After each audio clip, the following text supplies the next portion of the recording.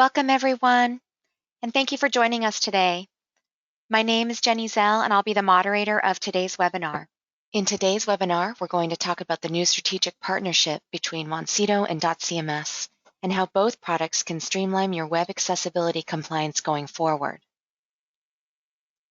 But before we start, I do have some housekeeping items that I'd like to share with you all. For today's agenda, there'll be an introduction by .cms, and then we'll get to accessibility overview by Moncito, and then a demonstration of the .cms Moncito integration, and then we'll end with a Q&A. Today's speakers are Stefan Schenkel, Chief Sales Officer at .cms, Sterling Rose, Senior Account Manager with Moncito, and Dean Gonzalez, Lead Sales Engineer with .cms. And with that, I'd like to pass over to Stefan. Thanks, Jenny, and welcome everyone. Last year, we hosted a similar webinar, and I felt very strong sharing some of that content with you as it is very relevant today before I hand over to Sterling. I do see, particularly in the context of digital accessibility, some challenges, right? And yesterday I stumbled upon these data points. It was part of a research conducted by Binder. Binder is a digital asset management vendor, so they're really focused on creating visual content, right? So the second data point was kind of interesting. 66% of marketers or decision makers want to invest more in branded visual content, right, compared to 2018. The other data point, like 50%, not really confident about personalization or deliver a personalized consumer experience. I thought that was interesting too. Not really surprising because we're serving and drinking this Kool-Aid for 10 years now, and I still see experience maturity with our customers and prospects is definitely relatively low, so to say. But again, I thought the second data point was interesting, along with this data point, right? So in the US, disabled Americans are 3 times less likely to go online, right? So we can talk about digital transformation and what have you and have that ambition. If disabled Americans are 3 times less likely to go online, you will not reach them, right? So that's a challenge, obviously, right? Because experience probably looks a little bit like this, right? So that's not good. Other drivers to get digital accessibility right is obviously the law. Some other interesting data points I'd like to share here is the number of lawsuits in the US in 2018 compared to 2017 showed a staggering 181% increase in 2018 over 2017, and that number will definitely rise. And I also thought the industries that received the biggest focus in those litigation include basically any industry, right? So from retail to travel and hospitality, entertainment, leisure, banking, food service industry, etc. So it's definitely everywhere. So, but still, this should not be your biggest driver to get digital accessibility right in the execution of your digital ambition. Again, some great research by Accenture, interesting data point that people with disabilities can potentially add 23 billion to the global economy, right? So this is at a global scale. I thought this number was already pretty significant, right? And of course, there's people with disabilities already in our workforce and contributing to local and global economy, but this is the unleashed potential. So that's a great number, but it is by far not as big as the number that I really wanted to share with you, and which should be, in my opinion, your number one criteria to get digital accessibility right. and that's the staggering $8 trillion of disposable income that people with disabilities basically control, right? And so that's a huge number. I mean, last time that I checked my bank account, I didn't come even close to a fraction of that, right? So this is huge, right? This is money that they want to spend, regardless of where you are in which industry. This is huge, and this is a growing, or actually, it's one of the fastest growing minority groups according to the UN, and with the aging population, this only gets bigger, right? So, yeah, this should really be your key driver to include digital accessibility in the execution of your digital ambition. Hello, good morning or good afternoon to everybody in the room, depending on where you are in the country. My name's Sterling. I work here at Moncito in our partner relations department. Thank you, Jen and Stefan, for the intro here and getting the webinar scheduled here today. We are really excited to begin working with .cms and all of their clients and begin our relationship and partnership. I know they as an organization have been shopping and vetting a lot of different tools and services in order to provide their clients the best tools possible that are out there, so everybody has the ability to maintain the best website that they can. So what I've got on today's agenda is a little overview about us, who we are, what we do, what web accessibility is and the importance of it, and then ultimately how we're working together at .cms and ways we can help you and your web team manage all the content on your website. So, with that being said, what is Moncito and who are we? So Moncito is a cloud-based scanning tool. What that means is you don't have to install anything for our service to work. We will simply scan your website and find and locate all the web errors or issues that you want us to find. This is going to include everything from broken links, misspellings, policy violations, SEO opportunities, and a whole bunch of other services and modules, all in one centralized dashboard. So we provide what we call a web governance tool. The idea behind this is that we consolidate and combine all the web tools that you may already have or want to have into one centralized dashboard. So rather than having a standalone link checker, another spell checker, something else that monitors your SEO, we give you the opportunity to have this into one platform, so it increases management and transparency between departments, and everybody can get their jobs done quicker and easier at the end of the day. The bread and butter of today's conversation is going to be web accessibility and compliance and the importance of it, what it is, what we need to do, and how our system helps, and ultimately why we started working with .cms. So with all that being said, we're going to get into accessibility, an overview of our system, a workflow example, and then we'll open it up for some Q&A at the end to get any questions that anybody has answered.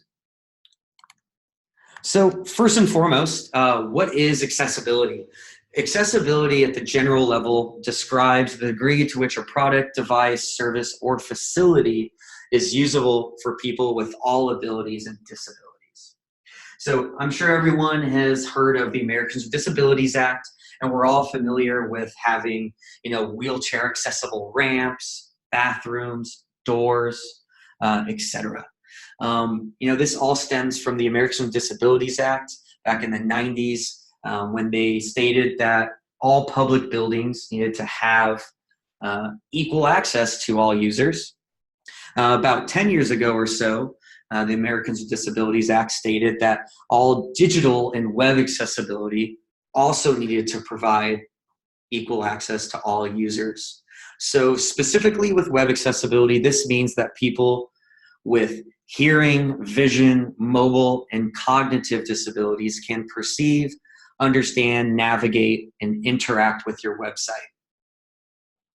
This is important because a lot of the population here in the US suffers from certain disabilities that affect the way they can navigate websites.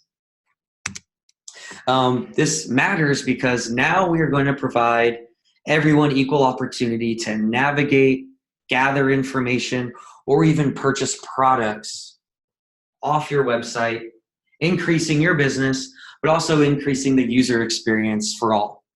So if you are a service provider, or if you are a retail or e-commerce or hospitality provider, or even if you're just providing information on your site for general community or state updates, whatever it may be, you now give equal access to all site visitors come to your website in general. I mentioned the major areas of disabilities that web accessibility will assist.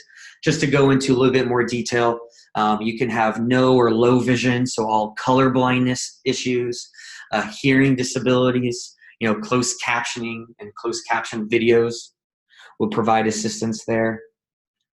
Speech disabilities, cognitive, such as maybe dyslexia, for example, or physical disabilities. Maybe you don't have full range of motion in your hand and you use a keyboard to navigate websites.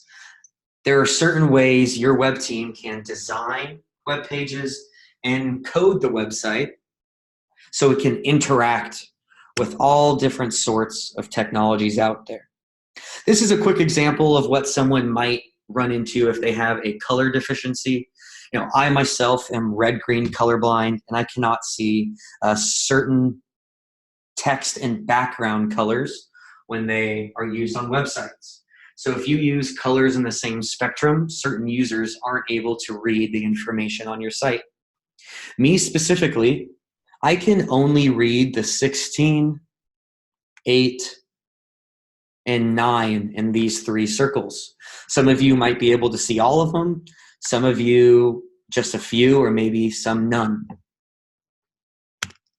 There are also some other color deficiencies, black and white, color blindness on the right, low vision, maybe just for the elderly. There are certain font sizes you need to have on your site and certain font styles that are not suggested to use. And then ultimately, the technology that we are allowing your site visitors to use includes screen readers, braille keyboards even, screen magnifiers, voice recognition, keyboard, closed captioning services, hearing aids, and word prediction software.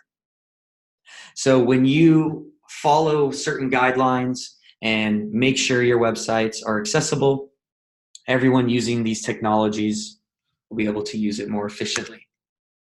But next up, what are the laws, regulations, and requirements when it comes to web accessibility? Do I have to have an accessible website? Am I subject to a lawsuit or a complaint? And just to be very transparent with everybody, it's a little vague. The 508 and Rehabilitation Act of 1973 stated that all web applications and digital accessibility from the public sector needed to be accessible to the public.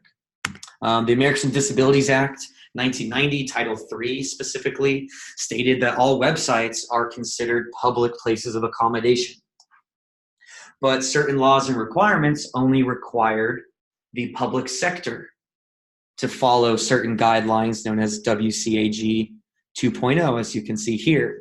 So these include any organizations that receive state, local, federal funding and provide services to the public. So city, state, local government, nonprofits, education are all some examples.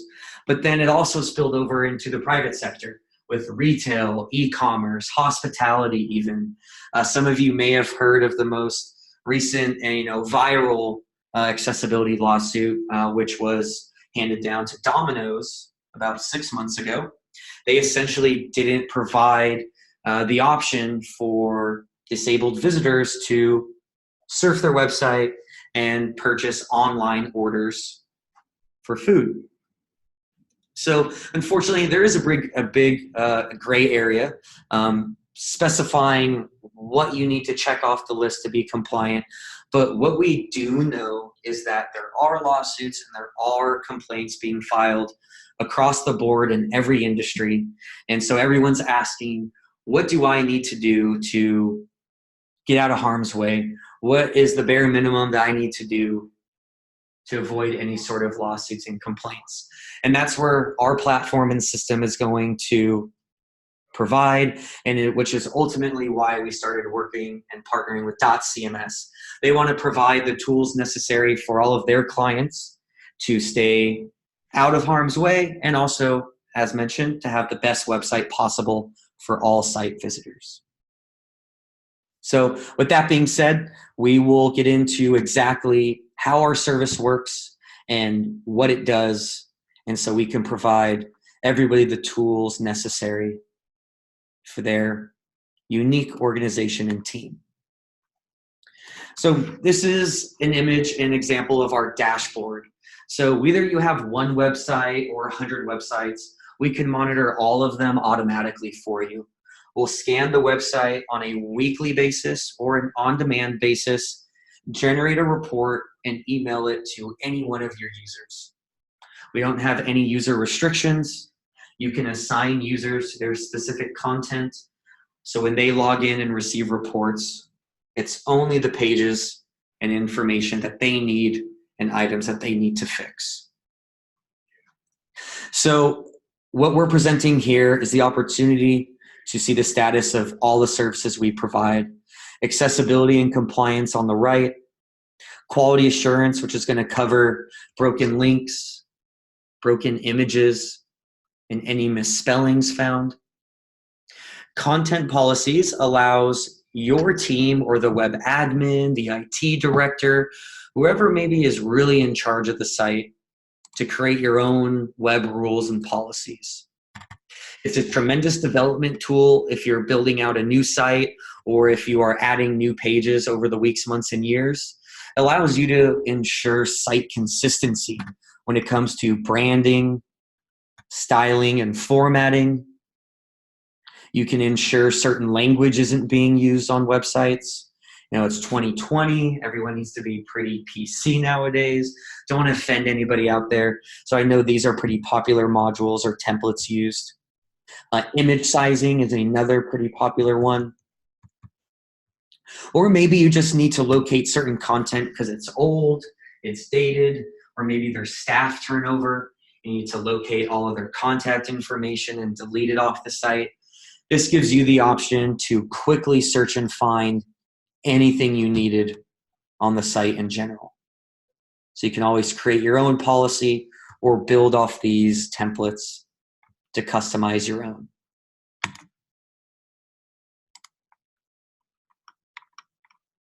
Back to the dashboard, we do offer SEO opportunities in auditing. Heartbeat is going to be your response time, ensuring all your pages are loading quickly. So if you have large images or a lot of JavaScript on a page, sometimes the pages may take a few seconds to load or 30 seconds at times. So we'll ensure, we'll diagnose the problem and help you fix whatever you needed to increase the response and load times. And then last but not least on the bottom right is our statistics module. This is a more user-friendly version to Google Analytics. Over the years, we found a lot of our users felt that Google was a bit cumbersome, difficult to use, and at times just an overload of information. So we made ours as user-friendly as possible and picked out all the high-level topics that you would want to see from an analytics tool. Page views and traffic, time spent per page, external referring domains, traffic sources, all that good stuff from a marketing perspective that you would want to see. But specifically when it's going to help your web team is prioritize the content and pages that we have flagged. So when it comes to accessibility and compliance, if you want to dive straight in and just focus on this, we're going to show you your high-risk pages. pages that are used more than others, links that are clicked more than others. So you can take care of all the low-hanging fruit first. If you just generally want to work on your website, you can visit the Prioritize Content module on the left. This is going to prioritize your entire site on a page level and based off our own algorithm, depending on the types of items that we found. So from this view, you can see how many issues were being flagged on this individual page. And now, if you wanted to find and fix them, all you needed to do is hit redirect on the right-hand side. This button is going to link you out to your live site and give you the opportunity to use our browser plugin to highlight and fix everything that we have flagged. So if this was a broken link, for example, SEO opportunity, policy violation, whatever it is you want our system to find, we can visually highlight it for you on your live site so you don't have to manually look for anything ever again. Maybe some of the information is dynamic and it is on a drop-down menu like this, for example. You can click the Disable CSS button on the bottom right-hand side. Being able to break your site down on a line-by-line basis, still giving you the opportunity to find that information. Or maybe it's hidden or just really deep in the site. You can also view the HTML and the source, and we'll automatically highlight it for you. These three views are really important when it comes to dynamic content and accessibility, because accessibility will be related to the HTML a lot of times, but also the forward-facing content. So this is going to be able to show you all the modules and the status, and you can dive into each one as needed. You can view your page statistics from here as well. Once you use our analytics, you can install it next to Google's. If you do use Google Analytics, it does not interfere whatsoever. Very lightweight JavaScript you can deploy. We also give you all the page information, so all the structural elements being used. And if you wanted, we also have heat maps, which is a heat map, user journey like feature to show how users interact and use your web pages. Ultimately, what we're setting up here with .cms to make the workflow as easy as possible for all of you is the ability to integrate our extension in the edit mode of .cms. We're actually working on that right now and is set to be finished and launched sometime next week. And so at the end of the day, you can actually highlight and fix the content all in one screen. You don't have to have two different screens open, jumping back and forth between our platform and then .cms's.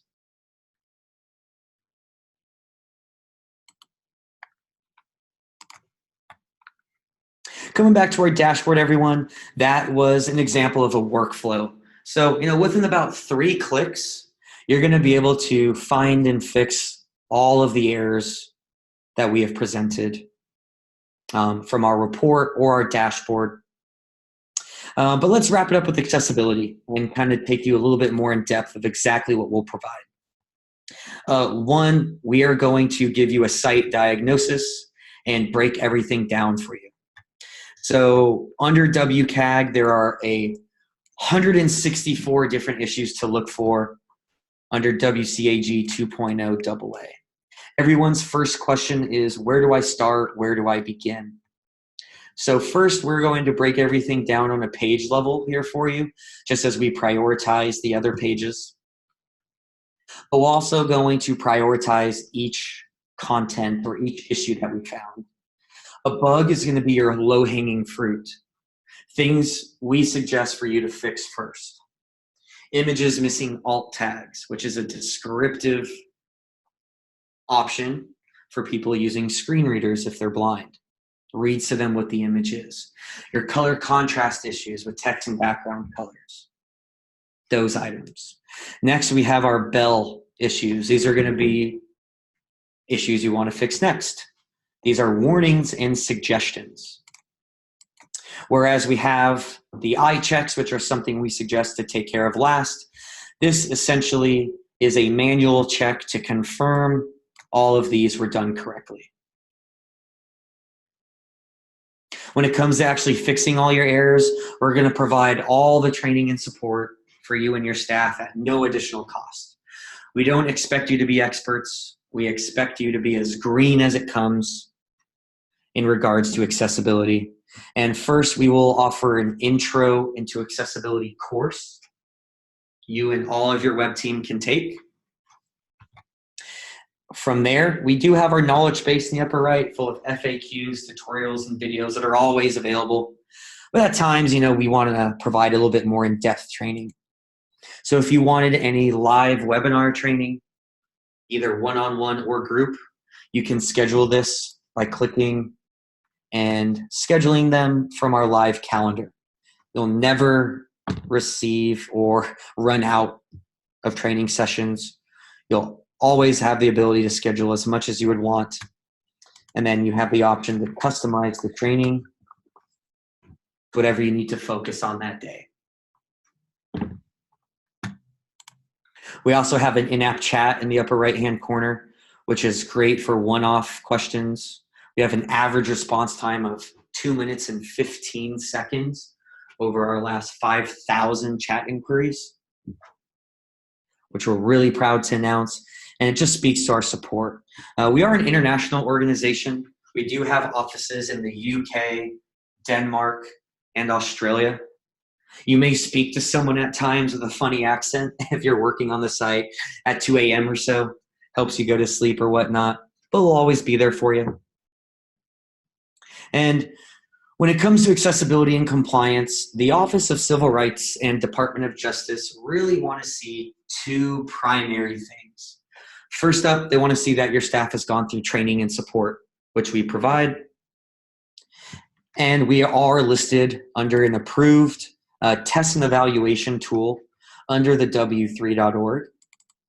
If you haven't heard of the w3.org, it's a tremendous resource to have when it comes to accessibility and compliance. It's going to give you all the updated requirements, regulations, etc., and give you a list of recommended tools. So you can see we are located right here. Aside from the training, they also want to see ongoing effort when it comes to the website. So we have a history center that tracks every ounce of progress on your site, and it is a great report to export and use as an accessibility statement or a disclaimer to show the public the effort that you're putting into. They understand it's a never-ending project and websites are constantly being updated. So if you ever were to receive a complaint in the future and you can prove that you are providing and actually working on the website on an ongoing basis, it definitely goes a long way. But aside from that, everybody, that is pretty much my spiel.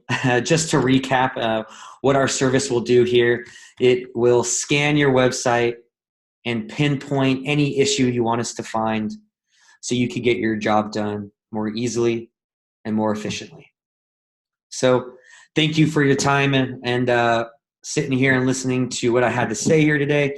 We're going to open up for some Q&A, so definitely feel free to let us know if there's any questions about our platform, any questions about our relationship and partnership, and accessibility in general. I'm happy to help. Let's actually see how it looks inside the .cms platform. And I have Dean here to show you how that would work and look for everybody.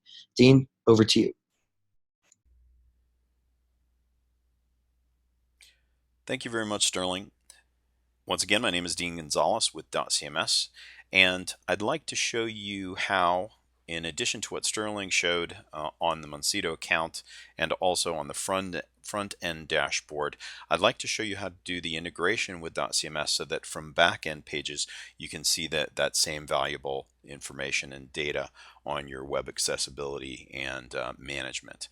So let's go ahead and log into the back end of .cms, and I'll show you how to configure the integration.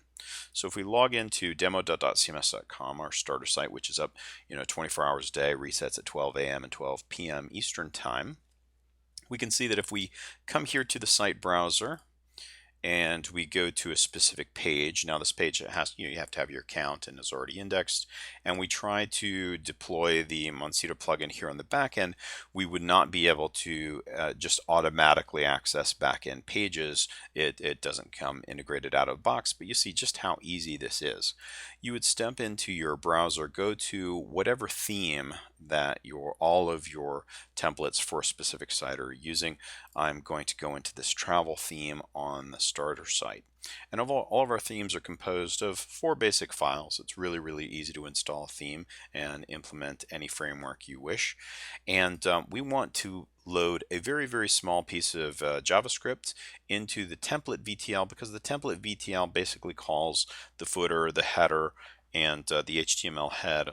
And and it also has the ending body tag, and we want to place this little integration script here right in the template VTL, right above the ending body tag. So we just open up this file that all of our themes would have, and right here before the ending body tag, we're going to stick first. I want to show you the script, the raw script.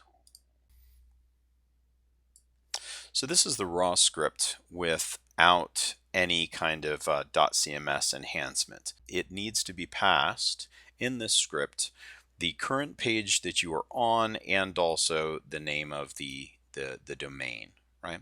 So those 2 things. Now, we want this code to be dynamic, and anytime any page loads, it will automatically load the page itself. So we want to replace that / index or / whatever page with a little bit of code, which if you look on .cms documentation and you just search page content, which is what I just did, it shows you the page content and velocity. So anytime you want to get the property of a page, like in this case, the URL, we can do that dynamically, right? So I'm going to get that dynamically and paste that into the code that needs to be passed to Moncito to be able to be recognized. So I'm just going to go ahead and paste this little bit of code right here. The only thing I've changed is the .pagecontent.url, which will dynamically recognize whatever page I'm on and load that at the end of my domain, right? We could even do host.hostname for this variable, but no need for this example.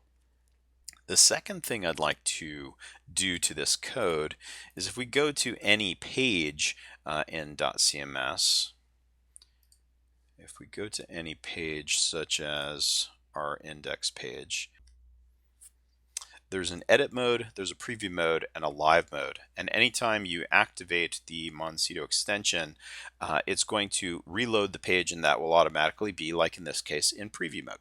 So I'm going to add some code here just to show you how to load that only in preview mode.